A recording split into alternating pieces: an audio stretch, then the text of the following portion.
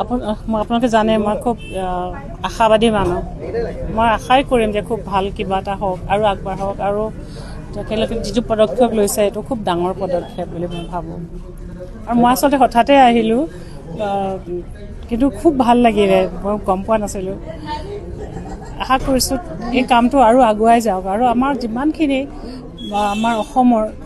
যিমান সম্পদ আছে সকলো ধৰণৰ সম্পদ সাংস্কৃতিক সম্পদ আমাৰ যিসকল আমাৰ ঐতিহ্য আমাৰ সমাজৰ যিসকল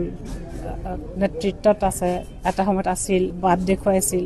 সকলোকে পৃথিৱীয়ে জানক আৰু আমি যিটো আমাৰ সাংস্কৃতিক ঐক্য আছে অসমৰ ঐক্যসূত্ৰ বুলি ক'লে আমি সাংস্কৃতিকভাৱে ঐক্যবদ্ধ আৰু এই ঐক্যসূত্ৰক ভেটি কৰি আমি বৃহত্তৰ অসমীয়া জাতি হিচাপে আগবাঢ়িব লাগিব আৰু একেটা সময়তে আমি উত্তৰ পূৰ্বাঞ্চলক একেলগে লৈ একেটা শক্তি হিচাপে বিশ্বৰ সন্মুখত থিয় হ'ব লাগিব কাৰণ আমাৰ দৰে আৰু বিশ্বৰ অন্যান্য বিভিন্ন ঠাইৰ দৰে উত্তৰ পূৰ্বাঞ্চলৰো এটা নিজস্ব বিশেষত্ব আছে যালৈ পৃথিৱীয়ে আজিৰ দিনটোত খুবেই আগ্ৰহেৰে চাই আছে আৰু আমি যদি আজিৰ সময়ত যদি আমি একগোট হৈ আগবাঢ়ি নাযাওঁ আৰু কেতিয়া যাম কেন্দ্ৰৰ দায়িত্বটো থাকিবই তেওঁলোকে মই আশা কৰিম যে নিশ্চয় কেন্দ্ৰ চৰকাৰ ৰাজ্য চৰকাৰে আৰু আমাৰতো এক্টিভ পলিচি এটা আছে যি